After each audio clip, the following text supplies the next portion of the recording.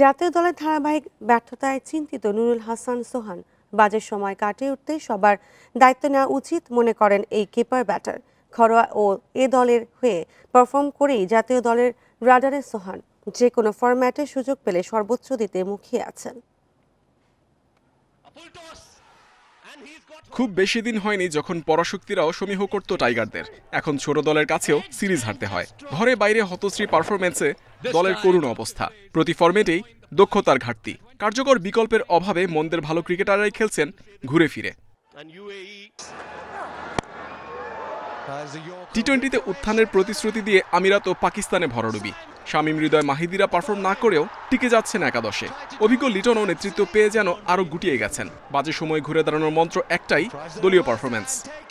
একটা খারাপ সময় পার করতেছি, বাট এখান থেকে আমরা আসলে অ্যাজ এ টিম হিসেবে কীভাবে রিকভার করতে পারি এবং কীভাবে আসলে ভালো ক্রিকেটটা খেলতে পারি, এটা আসলে খুব ইম্পর্টেন্ট। কারণ টু বি অনেস্ট যদি বলতে হয়, দেখেন বাংলাদেশের সব মানুষের ক্রিকেটের প্রতি একটা আলাদা ইমোশন আছে। তো সেই জায়গা থেকে আসলে আমাদের ক্রিকেটটা যেখানে থাকার কথা ওই জায়গায় আমরা এখন নেই। তো সেই জায়গা থেকে আসলে সবারই রেসপন্সিবিলিটি যে কীভাবে জিনিসটাকে আমরা আরও উপরে নিয়ে যেতে পারি। একসময় টি-20 অধিনায়ক সোহান প্রত্যাবর্তনের পথ তৈরি রেখেছেন ঘরোয়া ও এ দলের হয়ে পারফর্ম করে। সাদা বলের ক্রিকেটে শিগগিরই ডাক আসতে পারে। এই কিপার ব্যাটারও মানসিকভাবে প্রস্তুত আছেন।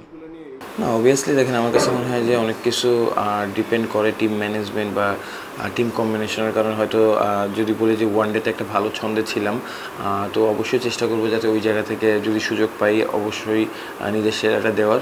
যদিও অনেকদিন পরে, বাট আমার কাছে মনে হয় যে নিজের জায়গা থেকে সবসময় নিজেকে ইমপ্রুভ করার চেষ্টা করি। শ্রীলঙ্কা সফরের জন্য ওয়ানডে কিংবা টি-20 দলে সোহানের জায়গা হতে পারে। Muhammad Nazim, independent news, Dhaka.